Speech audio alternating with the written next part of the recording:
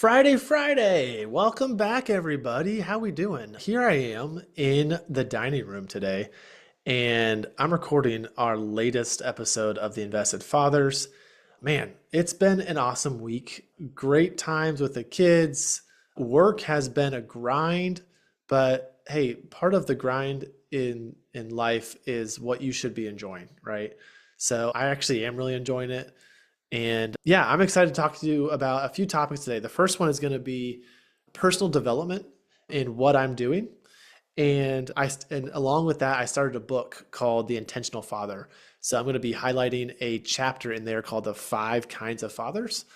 And then we'll just wrap up with where we're going on the next couple of guests. So let's just dive right in. First is personal development. I hired a coach. Let me ask you a question. When was the last time you paid somebody for a service that you could have just gotten free from online or YouTube University, they call it? What's the difference? For those out there that are able to just figure it out, they're curious, they don't like stopping until they've solved this problem. Sometimes all you just need is a book or a YouTube video to figure out what needs done. I, on the other hand, am more of the guy that needs collaboration, needs a coach, needs some accountability to get things done. So if you're like me, just having someone else in the room or someone that's waiting for you on the end of the virtual meeting can make all the difference. And we all know that time is one of our most precious resources. So it's no surprise that by bringing someone in with you, you can't expect to have that person sit there for free. Sure, there's tons of consultation meetings that maybe we all are a part of. I would say I don't know, once every week or 2 weeks, I'll get an email saying, hey, or a text, hey, could I pick your brain on a few things? I know you're doing real estate. Can we just sit down and talk? So a lot of these meetings I have are just really good informational meetings to just say, hey, this is what I've done. What are you interested in? I'm so thankful that there's seeds that are planted all the time to get people into my world. And just so you all know, I'm in a position where I really enjoy helping people see the light of real estate. And this episode's not going to be all about how awesome real estate is, but man, it's changed my life. And there's even levels of real estate that have changed my life, such as knowing what not to do in regards to buying a lot of houses at once, the work it takes to take a dumpy house, find a dumpy house, and get it turned into something that you can sell for a profit. And I'm still continuing to learn some of these things the hard way. If anyone wants to reach out, love to just have a introductory meeting. Maybe this is our first episode they've listened to, and you're like, who is this guy? What has he done? Check out some of those previous episodes. My origin story is episode 1, and that kind of gives you a little bit of my background in real estate. But I'm excited about this coach that I've hired, and the goals are really to become next level self-aware, know my strengths and weaknesses, and how I can better my relationships, connect deeper with people, my family, my kids, my clients, etc., and to tangibly have a personal mission statement and something that lines up with my business mission statement as well. My challenge to you is gamify some of your goals next week.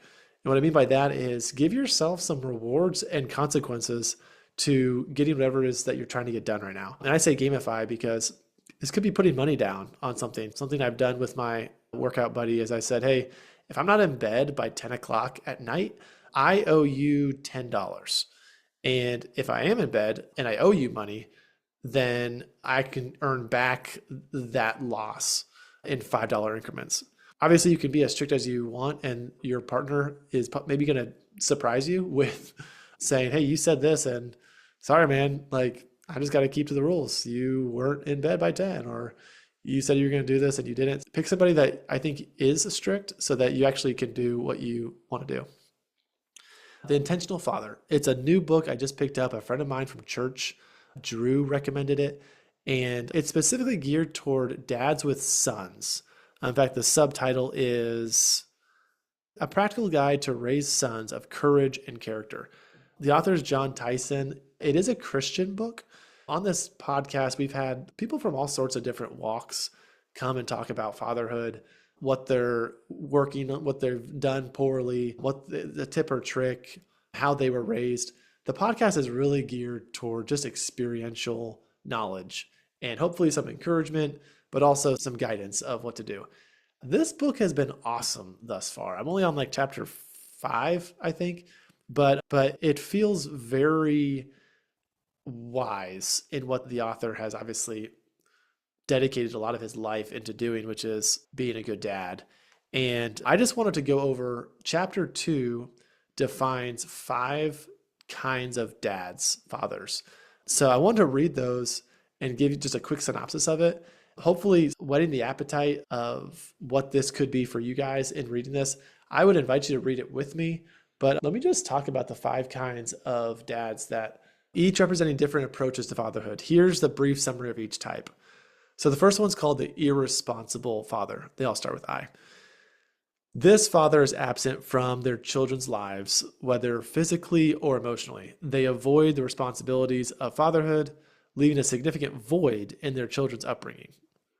The second type of dad is the ignorant father. This father may love their children, but he's uninformed or unintentional about parenting. They lack vision or strategy for guiding their children, often just going with the flow.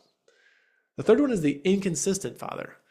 This father is involved but inconsistent in the engagement with their children. They may be present at times, but often prioritize other things over their kids, such as a job, career, hobbies, and this leads to confusion and instability in the family dynamic. The fourth one, getting better, is called the involved father. This dad does a lot of things right. He is actively engaged in their children's lives, attending pretty much all their sports events, taking part in everyday activities, maybe making breakfast for them. However, they might still lack a clear vision or purpose in guiding their children towards maturity. Basically, intentions are great. He's actually putting action into doing things, but there's still maybe not a learned strategy or approach into guiding their children. The last one is called the intentional father, title of the book. The most ideal type, according to the book, this father is fully present with a strong commitment to raising their children with a clear, intentional plan. They guide their children through the rites of passage, mentor them, and prepare them for adulthood with purpose. So each type contrasts the intentional father, who models active, strategic, and nurturing fatherhood. And the author emphasizes the need for fathers to be deliberate in how they raise their children with a focus on character formation and spiritual growth. Again, this is a Christian background book, but I have had a few guests actually approach me with the follow-up question of, hey, I love what you're doing with the show. Could you maybe point me in some resources into being a better dad? Or maybe there's some spiritual questions of, hey, you've mentioned your faith here. Maybe my faith is not quite what yours is. I wonder if I could learn more regarding how you're doing things spiritually. I love those conversations. Obviously, with the guests is one thing, but if anyone listening has some similar thoughts, would love to engage and bring some conversation around this whole idea of being an intentional father. And I will point you to this book, even though I have not finished it yet. It's been a great resource thus far.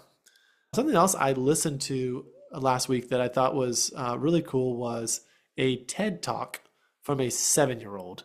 Now, I didn't take a lot of notes on what exactly the different points of this little girl's speech was about, but it was really cool. It was probably about 7 minutes. I ended up getting some Instagram algorithm, I'm sure, post on it, but she talked about the importance of a child's brain developing from ages 0 to 5. And one of her hook lines was, peekaboo, playing peekaboo with your kid can change the world.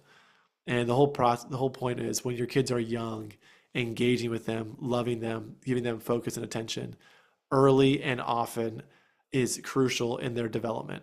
And one of the things that I'll challenge you guys on in this is she contrasts what a dad who is engaged and loving, peekaboo, smiling, touching, versus a dad who's on the phone or looking at a screen. And they actually had a live father-son.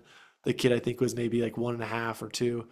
But when the dad pulls out he's on the ground playing with the kid, but when he pulls out the iPad or the screen, the kid doesn't understand why he disengaged, and the kid ends up like crying and looking super sad while the dad is just like a robot looking down at his phone.